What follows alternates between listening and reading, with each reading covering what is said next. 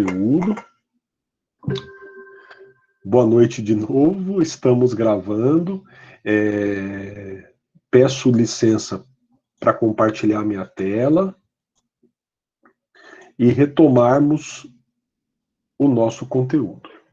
Na aula passada, eu trouxe para vocês as noções de crédito público. Então, são as duas últimas partes da nossa conversa sobre direito orçamentário, sobre direito financeiro e orçamentário. Na aula passada, eu apresentei a noção de crédito público.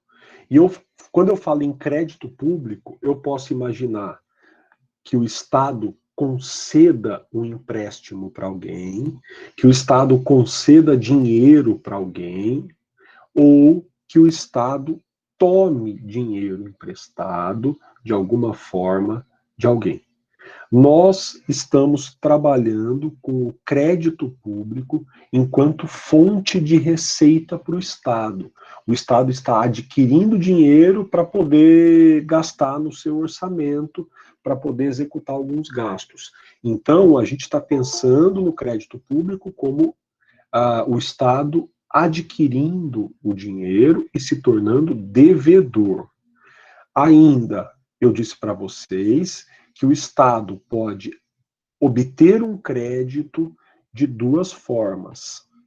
A primeira, como qualquer um de nós, o Estado vai até um banco e pede dinheiro emprestado. Claro, o potencial de crédito do Estado é muito maior que de uma pessoa física. E também o Estado dispõe de instituições financeiras que concedem crédito a ele, que não operam para pessoa física, ou nem mesmo para empresas, como, por exemplo, o Banco Mundial, o Fundo Monetário Internacional, ou o Banco Interamericano de Desenvolvimento. Essas instituições concedem crédito diretamente para o Estado. O Estado pode procurar uma delas, pode procurar um banco privado nacional ou internacional, e, como eu disse, pedir dinheiro emprestado. A outra forma, que nós também podemos usar de certa maneira, né, é o Estado criar um documento. Ele passa esse documento para a população, ele vende esse documento com a promessa de recomprá-lo depois. Então, o Estado concede um título da dívida pública, e esse título vai ser recomprado com uma valorização posteriormente. Ora, o Estado pode, então, emitir aquilo que seria similar a um título de crédito das pessoas privadas. Ele emite um título de crédito público, que é um título da dívida pública. Essas são as duas formas do Estado obter crédito voluntárias. Por quê? Como último recurso, o Estado pode forçar os particulares a concederem a ele um empréstimo. A isso chamamos de empréstimo compulsório. Eu trouxe uma ou outra noção do tema para vocês, mas eu vou voltar ao empréstimo compulsório em direito tributário, portanto, daqui a pouco. Também o Estado pode exigir que os bancos façam depósitos compulsórios no Banco Central. Isso é mais usado para controlar o fluxo de moeda que está em circulação na economia. Eu falei para vocês também das razões do Estado obter um crédito ou emitir um título da dívida pública em específico. Ele pode fazer isso para pagar outras dívidas, para tirar moeda de circulação ou simplesmente para obter receitas. E falei um pouquinho que o título da dívida pública pode ser de curto para médio prazo ou de médio para longo prazo. Bom, também, ainda na aula passada, disse que hoje só a União pode emitir títulos da dívida pública, e eu mostrei dados. Eu mostrei para vocês que 2015 é um ano significativo na nossa história recente, porque a partir de 2015, no primeiro quadro, o orçamento brasileiro entra em um déficit incontornável, e a partir de 2015, para compensar esse déficit, a dívida pública do Estado brasileiro explode. Então, ela vai aumentar quase que 50%. Bom, também na aula passada eu apresentei essa discussão do Samuel Pessoa, que ele pergunta se o déficit público é causa ou consequência da crise. E mostrei aí o volume de trilhões, 4,5 trilhões de reais de títulos da dívida pública que estão nas mãos do particular. E nós terminamos falando que o crédito público foi uma das razões que levou ao impeachment da Dilma Rousseff. Bom, pessoal, sumariamente falando, sinteticamente falando, essa foi a nossa aula passada, né? Nós percorremos esse itinerário e paramos no ponto aí do impeachment da Dilma, e agora eu vou entrar no último tema de direito financeiro. Então, a nossa primeira disciplina, o nosso primeiro tema está se encerrando, que é o direito financeiro. Eu quero, neste momento, conversar com vocês sobre o tema da fiscalização e do controle. Bom, eu não tenho como não começar mostrando o artigo 70 da Constituição Federal. O artigo 70 da Constituição Federal, ele traz o tema da fiscalização. E ele vai mostrar o quão abrangente é a fiscalização no Estado brasileiro. Primeiro, a fiscalização, ela vai ter um olhar muito amplo.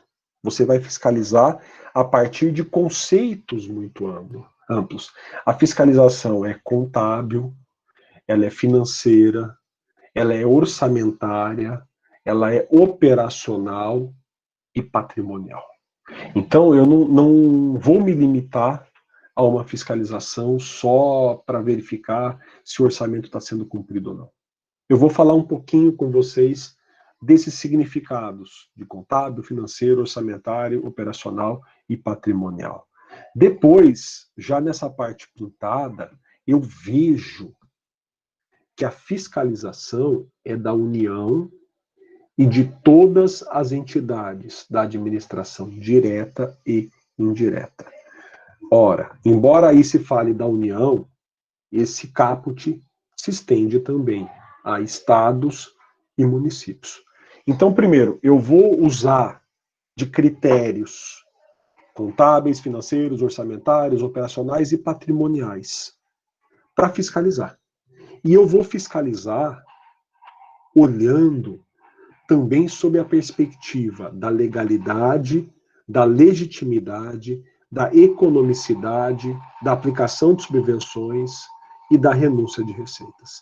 Então, eu tenho que olhar não apenas se a despesa está de acordo com a lei. Vou mostrar isso para vocês. Eu também tenho que falar de outros critérios quando analiso a despesa. Desculpem. E para não deixar dúvidas, a Constituição diz que qualquer pessoa física ou jurídica, pública ou privada, que tenha de alguma forma dinheiro, bens ou valores públicos, vai prestar contas. Então, o parágrafo único da Constituição Federal alarga sobremaneira o rol de pessoas investigadas. Olha, qualquer pessoa, física ou privada, física ou jurídica, pública ou privada, qualquer pessoa que por alguma razão receber verba pública, tiver um bem público sob sua guarda, será fiscalizada. Então eu tenho uma abrangência de entes enorme que estão sujeitos à fiscalização. Claro, eu não estou fiscalizando propriamente o ente, eu estou fiscalizando, sim, o patrimônio público. Eu estou fiscalizando, sim, a coisa pública. Então, aquilo que é público precisa necessariamente ser fiscalizado. Tudo bem por enquanto, pessoal? Eu vou destrinchar o artigo 70, tá? Eu vou trazer uma palavrinha de cada um, para cada um dos itens do artigo 70, para não ter dúvidas. Obrigado, Andressa. Então, eu vou fazer isso agora. É que não dá para não começar mostrando o artigo 70, né? Ele é muito abrangente, ele é muito importante para esse tema da fiscalização. Eu vou, então, voltar para a minha apresentação.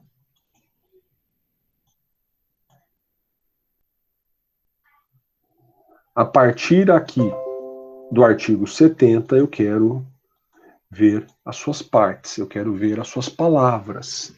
O artigo 70 diz que a fiscalização é contábil, orçamentária, financeira, operacional e patrimonial. O que o artigo 70 quer dizer com isso? Primeiro, o agente fiscalizador. Então, eu não falei ainda quem é o agente fiscalizador, daqui a pouco eu vou falar isso. O agente fiscalizador, aquele sujeito que faz a fiscalização, ele vai começar olhando para os gastos de um ponto de vista contábil. Olha, isso está trazendo para ele uma obrigação técnica. Ele tem que entender, dentro da ciência da contabilidade, o que é um gasto, o que é uma receita, quais são as classificações do gasto, então um gasto ou uma receita corrente, de capital, ele tem que entender essas classificações, ele tem que entender o que é uma receita líquida corrente, ele tem que ter noções próprias das ciências contábeis, ele tem que ter um olhar de contador, ele tem que olhar para o gasto, para os registros do gasto, e tem que verificar, inclusive, se o gasto está registrado de forma correta. Portanto, ele vai fazer uma leitura como se fosse um contador. É muito importante até que a pessoa, o agente da fiscalização, tenha assessores com experiência em ciências contábeis. Além disso, a fiscalização é orçamentária. Ora, todo gasto estatal, obrigatoriamente, tem que estar previsto em lei. E a grande lei que prevê a esmagadora maioria dos gastos é o orçamento. O orçamento anual é uma lei. Isso eu comentei para vocês, resolveu o problema da legalidade estrita. Então, em tese, qualquer gasto previsto no orçamento é legal. Porque o orçamento é lei. Mas, qual é o tipo de controle que cabe? Eu preciso verificar se aquilo que estava previsto no orçamento está ocorrendo. Então, se o orçamento disse que haveria um crédito, uma receita X, o agente da fiscalização tem que verificar se aquela receita está realmente sendo cobrada, se ela está sendo obtida. Se o orçamento previu que haveria uma despesa Y, é preciso verificar se aquela despesa está sendo executada conforme a previsão orçamentária. Então, eu tenho que verificar o que foi previsto no orçamento e o que está acontecendo na realidade. E aí, o agente da fiscalização tem que fazer também um controle diretamente financeiro. Olhando para o orçamento, verificando que a receita foi prevista, que a despesa foi prevista, o agente tem que olhar o montante.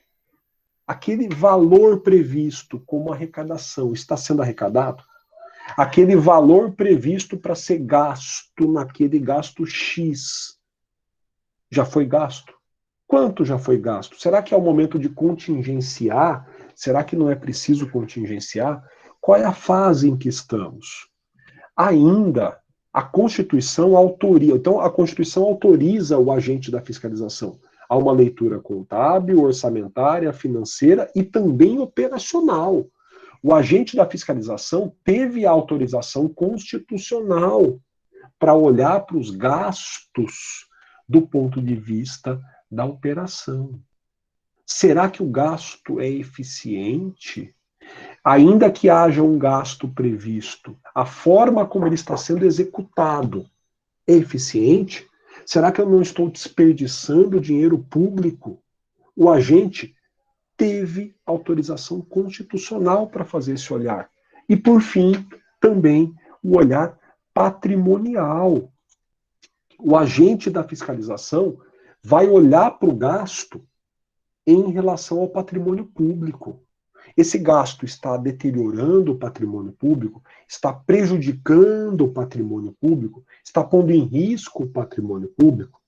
Ora, o agente pode, portanto, olhar para o gasto público mesclando essas 5 perspectivas. Sempre lembrando, pessoal, eu vou voltar a isso agora no próximo slide, mas lembrando, para que alguém possa fiscalizar, então se eu estou falando que o Estado tem o poder de fiscalizar, você tem que me perguntar, onde está esse poder?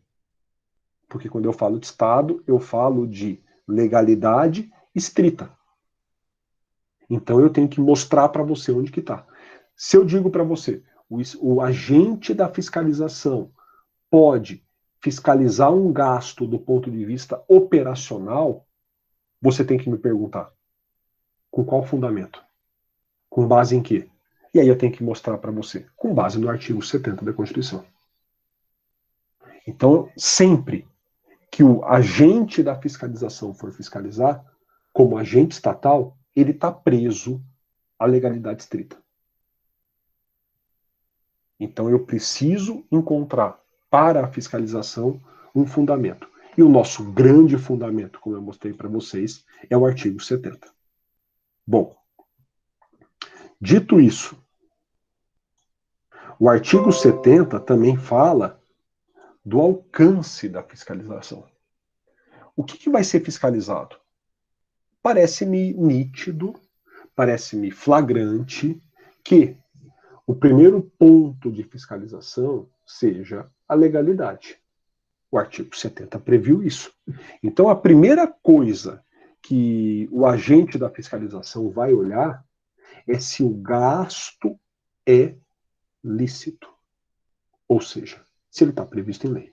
E aí eu já trouxe a solução para vocês. Quando ele fizer a análise orçamentária, se ele verificar que o orçamento previu o gasto, com certeza o gasto é lícito. O gasto é legal. Agora, a Constituição não se limitou ao legal. Ela também falou do legítimo. Cuidado. Essa é uma diferenciação da teoria geral do direito. O agente da fiscalização não vai meramente verificar se o gasto está previsto em lei, mas ele vai verificar se o gasto atende ao interesse público. Então, vamos diferenciar. Quando se fala em legalidade, está se falando em validade. Uma medida é legal quando ela é válida. O que significa uma medida ser legal? Então, suponhamos que um artigo de lei esteja sendo analisado.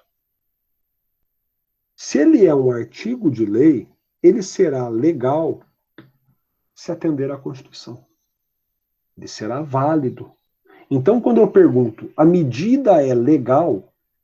Então, imaginemos uma sentença. A sentença é legal? Eu estou me perguntando se ela é válida. E para saber se ela é válida, eu vou olhar para as leis e para a Constituição. Quando eu pergunto se algo é legal, eu olho para cima.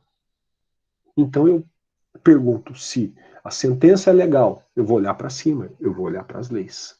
Agora, quando eu pergunto se algo é legítimo, eu não olho para cima, eu olho para baixo, eu olho para a sociedade.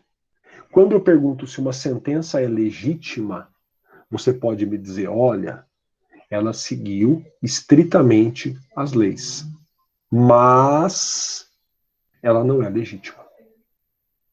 Para onde você olha? Você olha para a sociedade. Uma medida é legítima se ela tem aceitação social, se ela, para falar em outras palavras, atende ao interesse público. Ora, então eu posso ter uma lei que seja plenamente constitucional, mas ilegítima, porque não atende ao interesse público.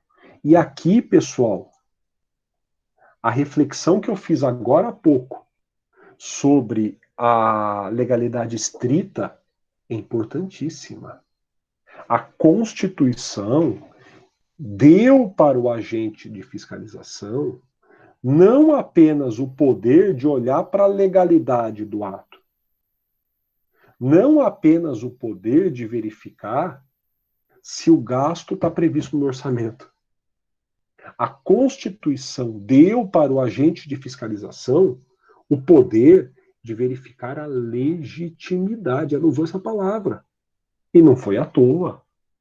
Então, o agente da fiscalização pode olhar para o gasto perguntando-se se ele atende ao interesse público.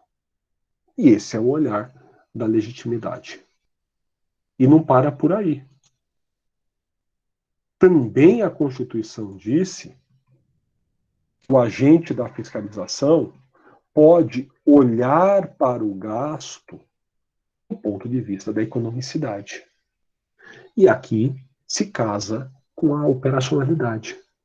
Olha, o agente vai olhar para o gasto do ponto de vista da economicidade, perguntando-se se o gasto é eficiente.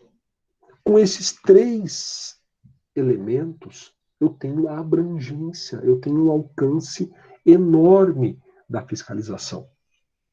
O agente vai perguntar se o gasto é legal, se o gasto atende ao interesse público e mais, se ele é eficiente. Então eu previ um gasto que vai atender a um objetivo. Em relação a esse objetivo, eu poderia gastar mais ou menos. No momento de executar o gasto, eu estou desperdiçando dinheiro? É essa a pergunta. Eu previ que eu gastaria X para fazer tal coisa. Será que eu estou desperdiçando dinheiro no momento de fazer essa coisa? Será que eu estou gastando tanto certo? Será que eu posso economizar? Será que eu posso gastar menos? Neste momento, o agente da fiscalização se depara com uma contraposição. De um lado, o olhar da eficiência que é meramente técnico. É preto no branco, é fazer conta. Dá para gastar menos com isso, dá para gastar menos com aquilo. Do outro lado, o olhar político, que às vezes se contrapõe a esse. Eu quero construir um serviço de transporte público que pertence ao Estado, e aí o agente da fiscalização olha para o gasto e fala, poxa, você pode gastar muito menos do que isso. Mas aí o governante responde, mas eu quero privilegiar o conforto da população. É uma escolha política. Nesse momento pode surgir tensão. Claro, tem que haver o bom senso. Aí eu tenho que olhar para os outros elementos. O gasto está previsto, qual é o interesse público? Então, de repente, em nome do interesse público, eu vou admitir, sim, um gasto que seria tecnicamente menos eficiente do que outro, mas porque vai atingir e vai satisfazer outros objetivos políticos. Eu vou construir um ônibus com uma poltrona reclinável para todo mundo ir sentado e confortável. Uma pessoa de cada lado do ônibus, não tem essa de 2 ou 3 pessoas. É uma pessoa de cada lado do ônibus e ninguém de pé. Eu vou fazer um serviço de transporte priorizando o conforto, a segurança, o bem-estar do meu povo. Pois bem, isso vai gerar a tensão que eu disse para vocês. Não tem uma resposta. O certo é a eficiência seca e pura, técnica. Na política, talvez não seja bem assim. Mas ainda assim, tá dentro dos parâmetros que foram estabelecidos. Deve haver eficiência. Politicamente se estabeleceu um parâmetro. O gasto vai ser um pouquinho maior. Mas deve-se ficar preso à eficiência dentro desse parâmetro que foi estabelecido. O Marco aqui diz, o Tribunal de Contas, Marco, muito bem colocado, né? Eu vou chegar a ele, é um dos principais agentes, tá? É o agente externo. Tem também o agente interno, eu não vou detalhar, mas eu vou apresentar esse panorama para vocês. Vou falar do Tribunal de Contas. E tem um terceiro agente que é o cidadão, tá? Mas vamos chegar lá. Nós vamos chegar a esses agentes. Mas é isso mesmo, tá, Marco? É o Guilherme. Aí está colocando a questão do interesse público. Você vai, sim, eu vou exemplificar e você vai entender, tá? Você vai, sim, pressupor que se está na lei atende o interesse público, tá?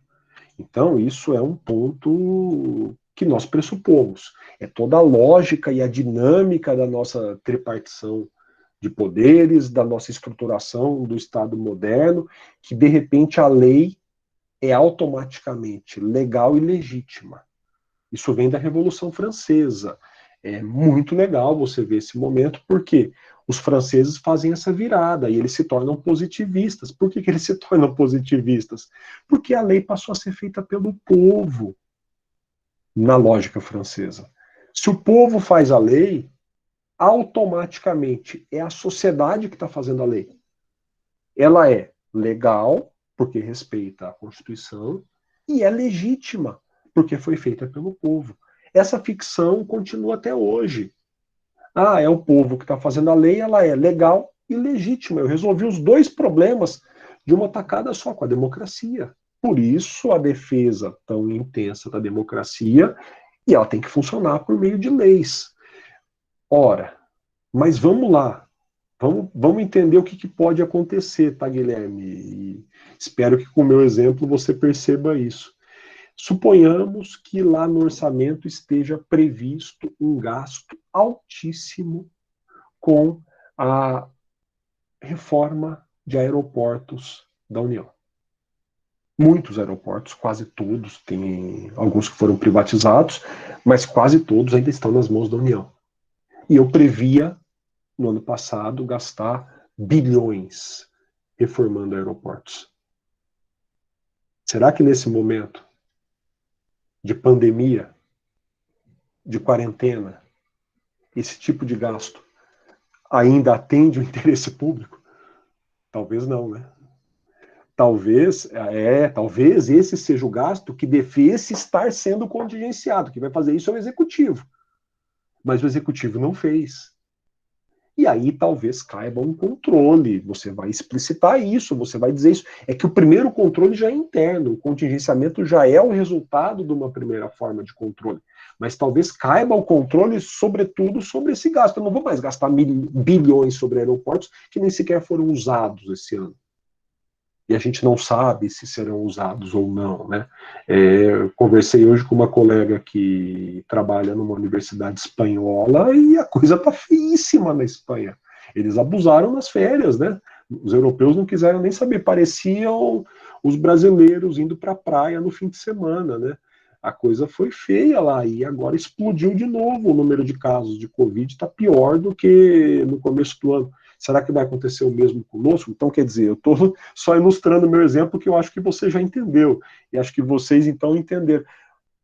Talvez não faça nenhum sentido colocar um centavo sequer na reforma de aeroportos nesse ano.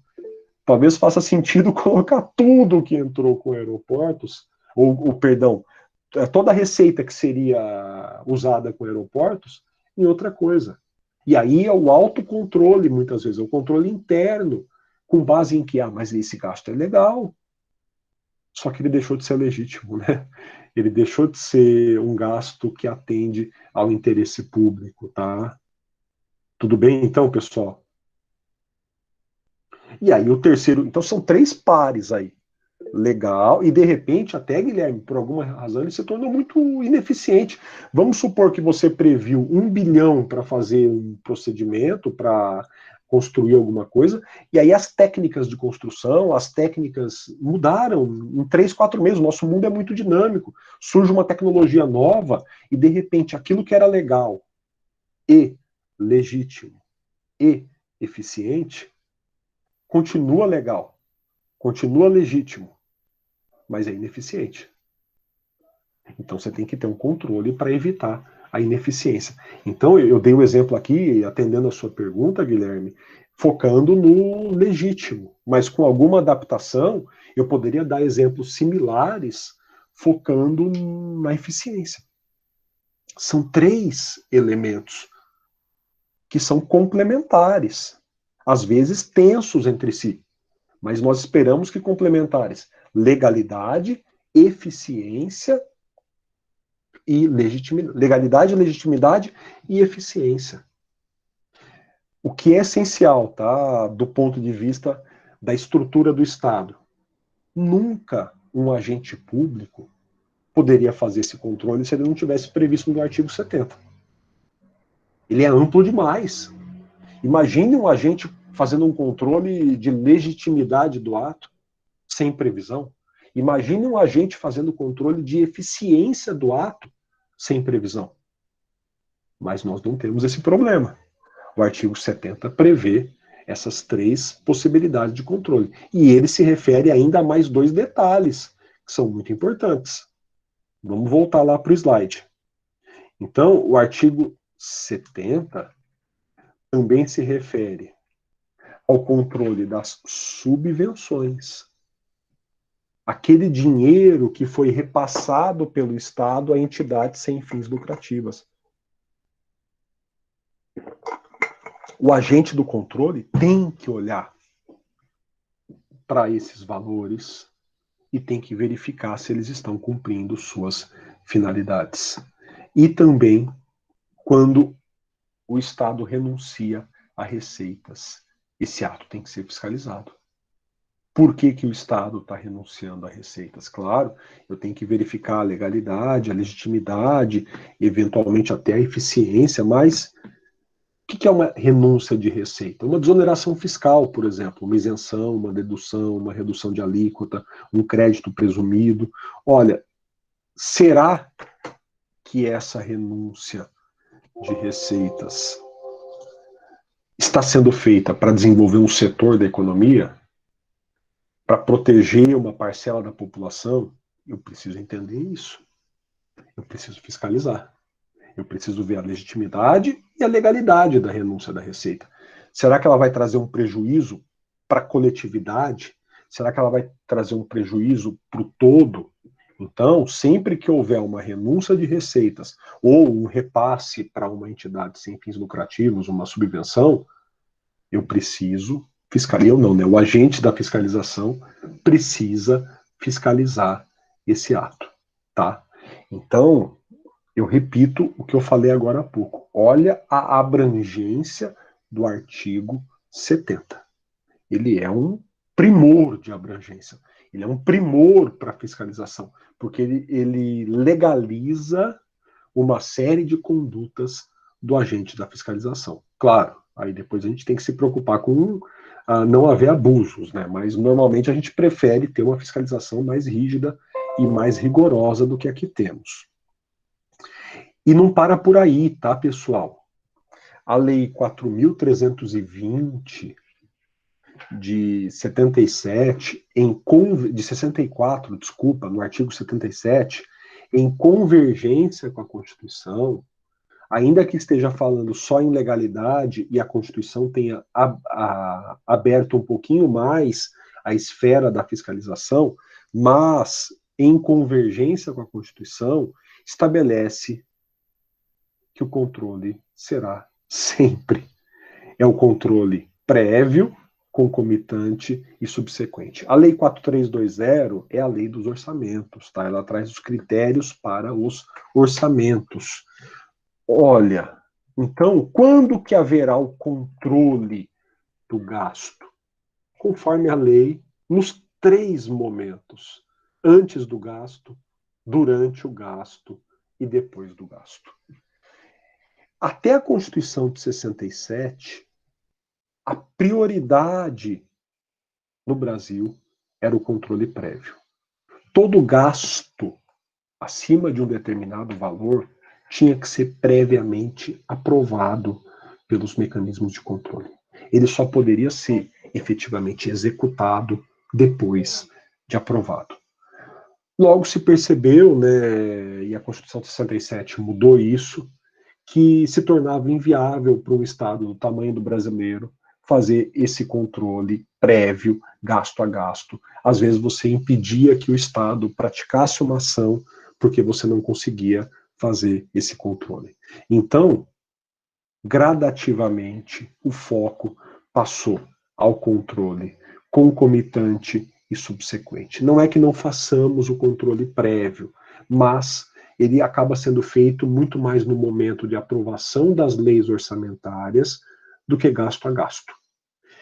E aí, o agente da fiscalização pode fiscalizar no momento em que o gasto acontece ou depois que o gasto já aconteceu. O controle pode ser feito para o passado, então. Eu posso olhar para gastos que já aconteceram. E eles podem ser fiscalizados sob aquele prisma da legalidade, da legitimidade e da eficiência. Tudo bem? O nosso ponto agora, né? O nosso ponto é saber quem faz o controle. O controle pode ser interno, externo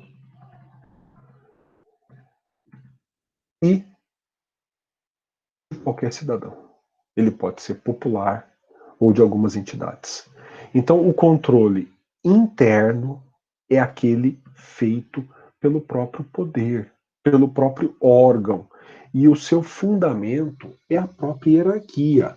O superior tem o dever de controlar os atos do inferior. Então, um chefe de poder tem que controlar os atos de todos os seus ministros e daqueles que estiverem abaixo dele. Mas um ministro tem que controlar os atos dos seus secretários, e assim sucessivamente, para todos os órgãos. E esse controle tem que ser também financeiro. O artigo 74 da Constituição diz que os três poderes, legislativo, executivo e judiciário, vão manter um sistema de controle interno. E esse sistema tem que se conversar. Então tem que haver um sistema que se comunique. Então os órgãos internos têm que compartilhar informações, têm que compartilhar preocupações quando houver. Pois bem, esse sistema de controle vai controlar o quê? Então, internamente, tem que haver um autocontrole, o próprio poder se controlando. E esse controle vai avaliar, primeiro, se as metas, se os projetos, os programas estão sendo cumpridos ou executados. Então, primeira análise, as metas previstas no plano plurianual estão sendo respeitadas com os orçamentos anuais, com os gastos anuais. Depois, a legalidade, a eficácia e a eficiência estão sendo respeitadas? Qualquer ato vai ter que ser analisado para saber se há esse respeito à legalidade. Ainda, e à eficiência. Ainda, as operações de crédito feitas pelos órgãos do poder estão sendo bem feitas? Existem garantias? Aí eu me refiro ao dinheiro que o Estado empresta e ao dinheiro que o Estado toma emprestado. Por fim, também os poderes têm que apoiar os órgãos externos na fiscalização. E aqui a gente faz a transição. Por quê? Quem é o agente externo de fiscalização? O Congresso Nacional. O Congresso Nacional é o agente externo de fiscalização. E o seu órgão independente que faz a fiscalização é o Tribunal de Contas. Então, o Tribunal de Contas é um órgão especial do Poder Legislativo, com autonomia. Vou falar disso na sequência. O último tipo de controle é privado ou popular. para além de ações específicas de controle de danos ao patrimônio, existe um mecanismo muito direto previsto no artigo 74, em seu parágrafo 2º da Constituição, que é uma denúncia do cidadão para o Tribunal de Contas. Portanto, o grande órgão externo de controle é o Tribunal de Contas. Todos os poderes, internamente, têm que desenvolver um mecanismo de controle dos gastos. Isso vai gerar responsabilidade no chefe do Poder Executivo em última instância. Ele tem o dever de fazer com que todos os órgãos do Poder Executivo, ou do Legislativo, ou do Judiciário, se autocontrolem. Tá? Mas, especificamente, podemos falar em controle externo. E quando falamos em controle externo, o principal órgão é o Tribunal de Contas. O Tribunal de Contas pode receber denúncias de qualquer cidadão. Qualquer cidadão que note uma irregularidade no gasto público pode fazer a denúncia para o tribunal. E o Tribunal de Contas? Como que ele está previsto na Constituição? Bom, a Constituição trata do Tribunal de Contas no artigo 71. Fica claro que quem faz o controle externo é o Legislativo e ele conta com o auxílio do Tribunal de Contas. No caso da União, é o Congresso Nacional e o Tribunal de Contas da União. O Tribunal de Contas é um órgão do Poder Legislativo. Ele é um órgão técnico com autonomia. Então, ele tem autonomia administrativa. Vocês devem ter estudado, por exemplo, em direito econômico, alguns órgãos técnicos com autonomia, como as agências reguladoras, como o Banco Central, por exemplo. Mas aqui nós temos uma diferença. O Tribunal de Contas não é uma autarquia.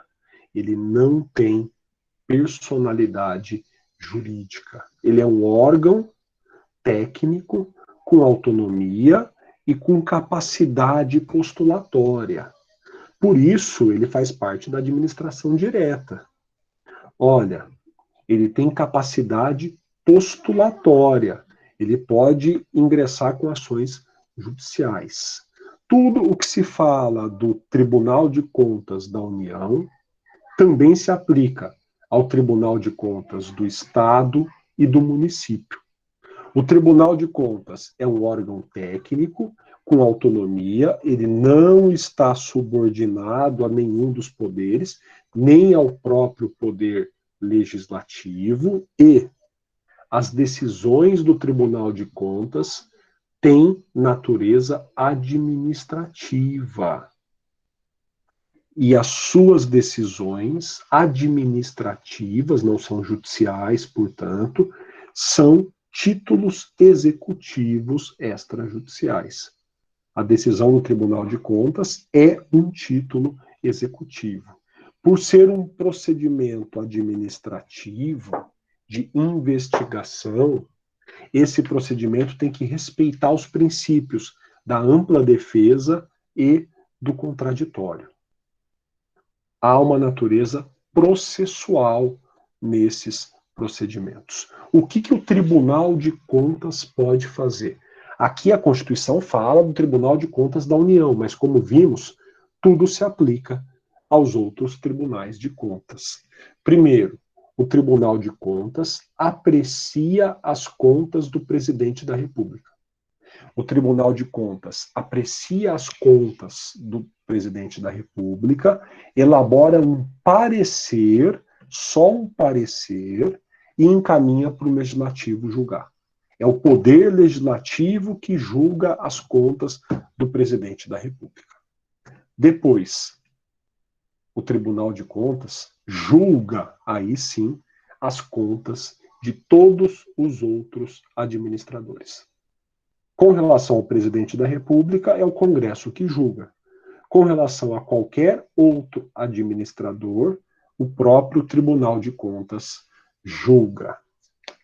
O Tribunal de Contas vai analisar a legalidade de todo ato de admissão de pessoal. Qualquer pessoa aprovada no concurso público que vai tomar posse do cargo será avaliada pelo Tribunal de Contas. Claro, o Tribunal de Contas vai olhar a legalidade do ato. Ainda, o Tribunal de Contas tem competências inquisitivas, competências de investigação. Então, ele pode, por iniciativa própria, instaurar inquérito, inspeções, auditorias para investigar. Ele tem competências de investigação. Ele também pode fiscalizar contas de empresas de que o Estado participe, ou fiscalizar a aplicação de recursos que sejam repassados para a União. Ele tem ainda a competência de prestar informações para outras investigações que ocorram em outros órgãos. O Tribunal de Contas, portanto, pode julgar contas de administradores, pode fiscalizar, pode fazer diligências, inquéritos, e ele pode também aplicar sanções. Quando ele julgar e perceber que houve alguma conduta inapropriada, ele pode punir os responsáveis. E, claro, se ele não punir diretamente os responsáveis, ele pode representar, ele pode contar para o chefe do poder competente que há irregularidades no seu poder. Permitam-me continuar aqui para terminar a nossa matéria. Eu fui lá ao site do Tribunal de Contas da União, tá? E vi a operação nos últimos anos do Tribunal de Contas da União. Existe um relatório que é anual, eu gosto sempre de acompanhar esses relatórios, e esta primeira linha, que é um resumão, me interessa bastante. Veja o benefício financeiro que o Tribunal de Contas da União trouxe para a União. Só em 2019 foram 47 bilhões de reais que foram economizados ou que foram devolvidos para a União a partir de atos de fiscalização. Você tem aí um detalhamento dos atos e, olhando para esse relatório, você vê algumas medidas praticadas pelo Tribunal de Contas da União. O Tribunal de Contas percebeu irregularidades em alguns casos, em algumas situações. Por exemplo, nesse primeiro caso, houve a concessão ligada à ANP de atividades de petróleo e gás natural. O Tribunal de Contas da União percebeu que essa concessão ela estava irregular, corrigiu a concessão e gerou 2 bilhões de benefícios para o Estado.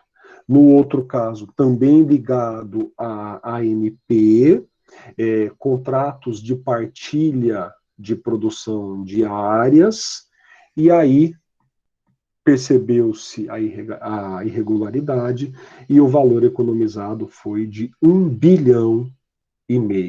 Embaixo tem um caso da Anatel, em que houve irregularidade e se economizou 137 milhões de reais. Além disso, o Tribunal de Contas da União atuou, olha só a previsão das competências, tá? Ele atuou para aumento de eficiência, a economicidade. Só neste caso aqui, foram 4 bilhões decorrentes da produção do pré-sal, em que houve aumento de de eficiência na execução de contratos. Então, o contrato foi aperfeiçoado e isso gerou um acúmulo aí de benefícios de 4 bilhões e 700 milhões de reais. Ou ainda, nós temos aí exemplos na ordem dos milhões, 428 milhões de reais num leilão da Aneel. E o que foi aí? O Tribunal de Contas atuou diminuindo o preço do leilão. Também 34 milhões de economia, diminuindo o preço na área do Departamento de Trânsito do Rio Grande do Sul, e em Santa Catarina, 9 milhões de reais. Veja, pessoal, nesses casos, o quanto a atuação do Tribunal de Contas da União não gerou de economia para o Estado brasileiro. E pense que 54 bilhões de reais é uma economia quase equivalente ao que o Estado gastou nos 2 primeiros meses de auxílio emergencial, né? Nos 3 primeiros meses de auxílio emergencial. Foram 60 bilhões gastos. E a economia foi de 54 bilhões de reais. Então, de repente, uma atuação... tudo bem que a atuação foi em 2019, né? Eu mostrei para vocês o dado de 2019.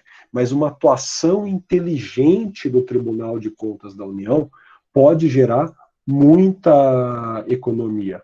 Internamente, viu, Guilherme? Ele tem o poder de fiscalização.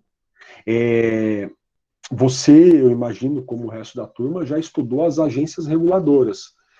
Guardadas as proporções, porque a agência reguladora tem função regulatória, ela pode, então, também investigar, o Tribunal de Contas atua do mesmo jeito. Só que enquanto a agência reguladora ela está investigando, está impondo, praticando diligências, está impondo obrigações para as partes da área que ela regula, o Tribunal de Contas ele atua em todas as esferas do Estado que gerem gasto. Então ele tem uma atuação potencialmente maior dentro do Estado. E aí o próprio tribunal, Guilherme, instaura o procedimento, respeita o contraditório, respeita a ampla defesa, ouve as partes, julga, impõe sanções, ou o que acontece muitas vezes, ele faz alguma modalidade de ajustamento de conduta. As partes se comprometem a ajustar a conduta. Esse procedimento muitas vezes é interessante dentro do Estado. Às vezes o Ministério Público recorre a ele, às vezes outras entidades recorrem a esse ajustamento de conduta. Aí o marco, então, Guilherme, não houve em nenhum momento naqueles relatórios recurso ao judiciário. Claro, Guilherme, a parte prejudicada pode recorrer ao judiciário? Sempre. No Brasil é sempre. Mas, em tese, ela vai ter que derrubar uma decisão que pode ser considerada, inclusive, título executivo extrajudicial. Pode se questionar? Pode.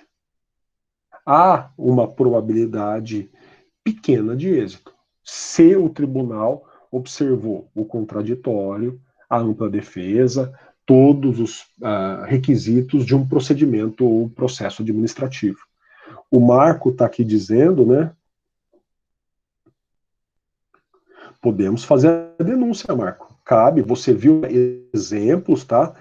Não sei se você leu nas entrelinhas lá, ou nas linhas mesmo do que estava escrito, tá? Existem situações assim. Se por acaso aconteceu e não chegou a informação para o Tribunal de Contas, pode acontecer que ele não esteja verificando aquilo, tá? Por via das dúvidas, quando você percebe que há uma licitação aparentemente fraudulenta, um caminho para você, enquanto cidadão, é levar o caso, a denúncia, para o Tribunal de Contas. Se for uma licitação federal da União, estadual do Estado, municipal, claro, do município, tá, Marco? Então, você pode fazer a denúncia e não precisa esperar, não, tá? Eu vou ver, eu tenho alguns contatos com o pessoal do Tribunal de Contas aqui do município. De repente, eu vou dar uma assuntada lá, se alguém tiver interesse, a gente pode fazer aí uma aula extra, uma palestra, alguma coisa, porque aí ele pode te dar detalhes técnicos, tá? Que eu não te daria, porque o meu foco é sempre do gasto para a estrutura política e econômica, né? O meu foco é sempre da estrutura orçamentária para o contexto em que ela está situada. E o cara lá de dentro vai te falar como que isso acontece na prática, no cotidiano, no dia a dia, né? Então eu vou dar uma assuntada lá com esse meu colega, e quem sabe ele ou alguém de dentro, eles devem ter até uma estrutura própria para isso, aí a gente organiza ou uma palestra, ou até eu disponibilizo um pedacinho aqui da aula para a pessoa falar com você. Vamos ver como é que vai a matéria, se a matéria estiver indo bem como está até o momento, a gente faz isso dentro da aula mesmo. A Letícia, eu não sei te dizer, Letícia, se depois que você faz a denúncia, você acompanha como está se desenvolvendo o caso. Pelo princípio da transparência que se aplica ao Tribunal de Contas, você teria que ter um canal desses. Eu imagino que se você investigar no site do TCU, por exemplo, né, você vai conseguir descobrir se você acompanha a sua denúncia ou não, ou até se há um canal específico para você apresentar essa denúncia. Mas eu vou ver se eu falo com esse meu colega, né? E aí, especificamente no que diz respeito ao município, pelo menos, ele pode trazer todos os esclarecimentos para você procedimentais. E qual é o alcance dessa transparência. Porque, se não, é até uma possibilidade da gente montar um grupo para fazer denúncias, né? Montar um grupo que pegue denúncias, né?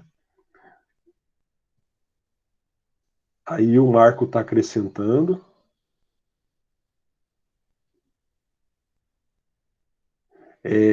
O Marco, esse é um assunto muito delicado, né?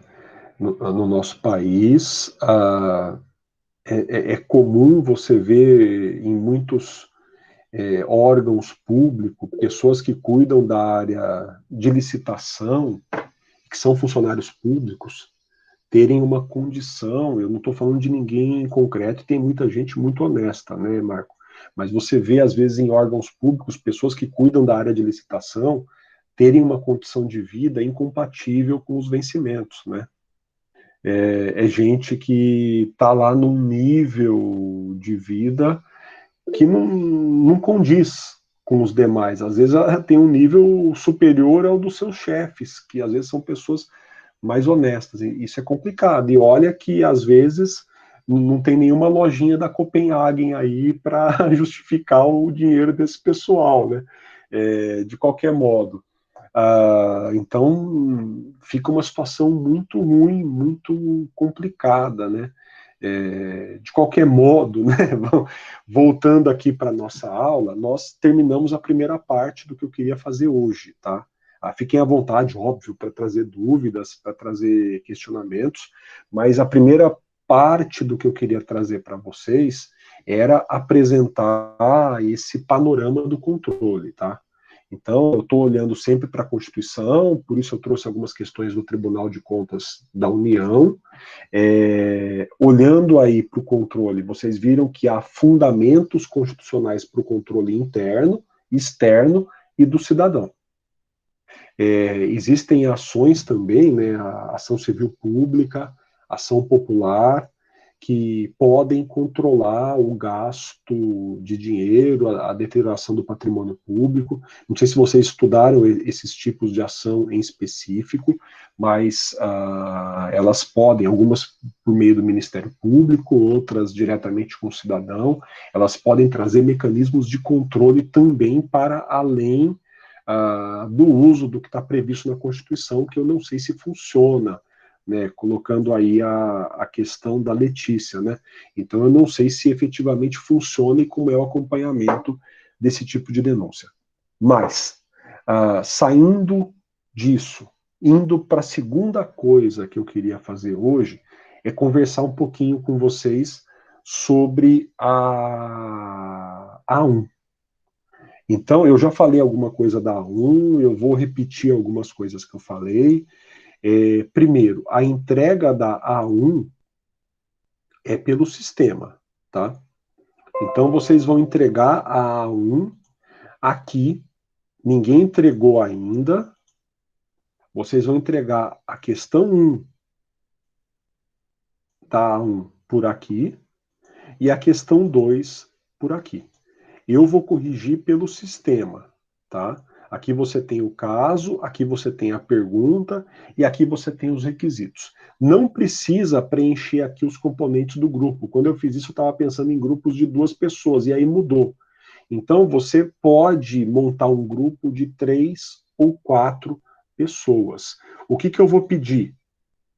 Eu não quero pegar a atividade aqui, eu queria pintar, deixa eu abrir aqui a atividade para poder pintar. O que eu quero pedir para vocês? Então, são 3 ou 4 pessoas, tá? Eu quero pedir que aquele que postar coloque o nome dos demais componentes do grupo logo no início do trabalho. E eu quero pedir que, se o grupo tiver 3 ou 4 pessoas, só um aluno faça a postagem. Não é necessário que os 4 façam a postagem. Peço para que coloque os nomes logo no início do trabalho, porque aí eu já abro o campo da nota dos 3 ou 4 e a minha correção já vai ser replicada para os outros. Então, a primeira coisa, só um do grupo posta o trabalho aqui. Cita os demais componentes do grupo. Segunda coisa, são 40 linhas.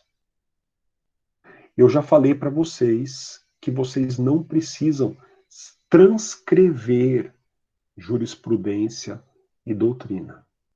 Faz a referência. Olha, então aqui no caso, se o projeto de lei orçamentária não for enviado no prazo legal, deve acontecer X. O autor fulano defende essa posição. Puxa uma nota de rodapé, se você quiser citar. Ou faz um anexo para citar o fulano. E aí você menciona, claro, na nota de rodapé, você vai ter que mencionar qual é a página que ele fala isso e qual é o livro que ele fala isso. Mas não precisa transcrever no corpo do texto, tá? Daí você preserva linhas e você consegue fazer o trabalho tranquilamente, porque ele é muito objetivo em 40 linhas. Tudo bem? Então, não é necessário transcrever. Você vai trazer uma jurisprudência. Então, se o orçamento não for enviado no prazo legal, ocorre X. O Superior Tribunal Federal, no dia tal, decidiu o caso X assim. Ponto. Pinta o link para a decisão, coloca a decisão no anexo, coloca a decisão na nota de rodapé. Quando você for responder o trabalho, saiba que eu vou corrigir apertando esses quadradinhos que estão aqui. Então, você vai responder olhando para cada um desses itens. Você vai receber um feedback que vai mostrar para você os quadradinhos apertados. Eu vou corrigir conforme a rubrica. Então, eu estou pedindo para que só uma pessoa do grupo mande o trabalho. Quando eu corrigir, essa pessoa que mandou vai ter o feedback. Os outros vão ter que consultar com ela. Escolha alguém aí do grupo que possa depois compartilhar, alguém para postar. Não precisa ser a pessoa que fez. E quanto a isso, eu tenho outra observação, mas escolha alguém do grupo que tenha facilidade depois para compartilhar esses resultados, alguém que entenda um pouquinho do Google Class. Tudo bem até aqui, pessoal? Então, basta que uma pessoa poste, essa pessoa vai ter acesso à rubrica corrigida, peço que ela compartilhe com os demais do grupo e respeite o limite de linhas. Para facilitar, não transcreva a citação de doutrina ou de jurisprudência. Só diz que elas existem e onde que elas estão. Daí o grande cuidado que vocês têm que tomar. Todo semestre, desde que eu leciono nesse sistema de provas, para turmas nesse sistema de prova, acontece o mesmo problema. Sempre. É um caso, já foram 2 casos às vezes, mas 2 grupos enviam respostas idênticas. Ou um grupo envia uma resposta que é uma cópia integral de um texto da internet. Quando a prova é no Forms, que vocês respondem no formulário, ele me fala na hora que 2 respostas estão idênticas. Ele agrupa as respostas. As respostas vêm juntas e ele me mostra que 2 grupos escreveram rigorosamente a mesma coisa. Mas a minha prova aqui não é no Forms. Eu, de vez em quando, copio o teu texto e pesquiso na internet. E aí eu vejo se tem alguma coisa idêntica. E às vezes, por amostragem, eu pego alguma coisa. E aí eu zero. Seja se houver 2 respostas idênticas, seja se houver aí eu zero dos 2 grupos. Ou se houver uma resposta idêntica a um texto da internet, sem mencionar fonte, sem pôr aspas, sem tomar os cuidados de respeito pelo trabalho alheio, eu zero o trabalho. Tá? E aí qual é o problema? Bom, até aí todo mundo entende. Se eu chegar para você e falar, olha, eu te dei 0 porque você copiou esse texto da internet. Veja, você não vai poder dizer para mim que você tirou 0 porque você colou. Porque eu não estou dando 0 porque você colou. Eu estou dando 0 porque você plagiou. O meu fundamento é o plágio. E o aluno entende. As pessoas, no geral, entendem quando eu explico isso, que foi um plágio, e o 0 é pelo plágio, porque você não citou a fonte. Qual é o problema? Como vocês, às vezes, dividem os trabalhos, vocês estão lá agora com 3 ou 4 por grupo. Vamos supor 4. O aluno 1 faz o trabalho A, o 2 faz o B, o 3 faz o C e o 4 faz o D. E aí o 1 que entregou o meu trabalho fez isso. E os outros 3, ele entende a nota. Só que os outros 3 ficam inconformados, porque vão zerar junto dele. Vão zerar junto com ele. Você não tem fundamento para me trazer para não zerar. Porque se você vai zerar por uma de 2 razões, e sempre acontece o mesmo. Aí o aluno chega para mim e fala, professor, eu nem vi o trabalho que ele enviou. E aí eu respondo para o aluno, você tem 2 opções. Tirar 0 pelo plágio, ou tirar 0 porque você acabou de confessar que não fez o trabalho. Você escolhe o 0 que você prefere. É pelo prazo ou por não ter feito o trabalho. Cuidado, tá, pessoal? Ainda que você faça essa divisão, eu não tenho nada a ver com a vida de você. Ainda que você faça a divisão, é como se você estivesse assinando o trabalho final. Ele vem com o seu nome. Dá uma lida, pelo menos, no trabalho final. Porque eu vou considerar que você fez, tá? Ô, Gisele, você pergunta se precisa ter jurisprudência, né? No fundamento, você tem que trazer doutrina e ou jurisprudência. Se você entendeu o que eu quis dizer com e ou. Pode ser que você tenha uma nota máxima de fundamento só com jurisprudência. Mas pode ser que você tenha uma nota máxima de fundamento só com doutrina, tá? Então, se por acaso você não teve mais dificuldade para achar a jurisprudência, mas você achou boas doutrinas, você pode ter uma nota máxima de fundamento, tá? São 40 linhas, então, primeiro aí, qualquer coisa, você volta a se manifestar, tá, Gisele? Se ficou alguma dúvida. E aí o Paulo pergunta, né, se são 40 linhas por questão ou para as duas. Por questão, tá, Paulo? Eu reputo tranquilo, porque a questão é objetiva. Se você tomar esse cuidado de não transcrever a jurisprudência. Se você citar uma jurisprudência de 15 linhas, matou tua resposta, né? Mas, Paulo, tanto é que eu até separei as questões, tá? Você vai responder a uma e depois a dois, a um e a dois. Você vai responder em momentos diferentes, tá bom, Paulo? Então, 40 por questão, tá? Fica tranquilo quanto a isso. Não conta título, capa, componentes do grupo, isso tudo não conta, tá? Você pode citar jurisprudência, referências em nota de rodapé. Não conta, tá, Gisele? Pode. Não está no corpo. É 40 linhas de corpo de texto, tá bom? Pode fazer um anexo daí, Gabriela. Chama de anexo, lá no fim. Referências. Vai ficar legal. Pode fazer isso. Como pode ser também, como a Gisele perguntou, em nota de rodapé, tá? Ambos os casos vão ficar legais, pode fazer isso. Mas eu quero uma área de 40 páginas limpa com o teu raciocínio. E é isso que eu vou corrigir. Tudo bem? E vamos entender, eu não sou juiz, né? Isso não serve para petição inicial. O pessoal aí que faz estágio sabe muito bem disso. Na petição inicial você tem que escrever tudo para o juiz, porque ele não lê. Não lê porque não tem tempo, não lê porque não tem interesse, depende do juiz, tá? Então, para o juiz, você tem que escrever tudo, você tem que citar tudo, você tem que destacar, pintar. Para mim, não precisa, tá? O Beatriz, é até 40 linhas. Você pode resolver com menos e trazer uma boa resposta. Se eu entendi o que você quis dizer, você pode resolver com bem menos pelo tipo de pergunta. Só procura cumprir os requisitos que eu coloquei na rubrica, tá?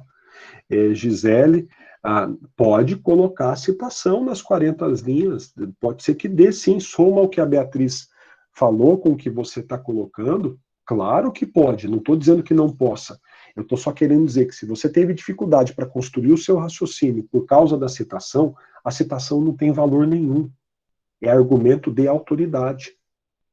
Para mim, ela tem valor de mostrar que você sabe pesquisar, e aí ela tem esse valor. Para o juiz é autoridade. Por que você vai citar o STF para o juiz? Você está falando, você é juizinho de primeira instância, segue o STF. Você está usando o argumento de autoridade. Tá? Desculpe aí o juizinho de primeira instância, né? Mas eu quis só enfatizar. Então você está dando uma bronca no. Olha, não vai você inventar aqui de decidir de um jeito diferente com o STF. Você é primeira instância, o STF está lá em cima. A jurisprudência tem esse poder para um juiz. Para mim é ciência. Então, se você mostrar para mim que você foi capaz, e aí onde que você pesquisa a jurisprudência?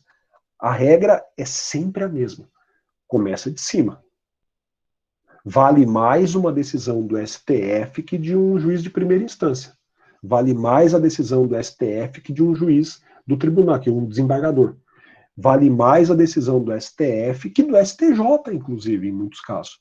Mas o STJ também é um ótimo lugar para você pesquisar. Então, sempre começa a pesquisa de jurisprudência de cima. Não precisa nem perder tempo com um tribunal de justiça de um estado se você achou uma decisão do Supremo. Ela é muito mais forte. Tá? E aí você pode sim citar, você pode trazer. Eu só estou querendo criar um mecanismo, uma válvula de escape, se as 40 linhas parecerem insuficientes para você. Então você não vai contar título, você não vai contar nome de componentes do grupo e você não vai contar anexo. A citação pode estar no anexo. A referência na íntegra pode estar no anexo. Tudo bem? Mais alguma dúvida, pessoal?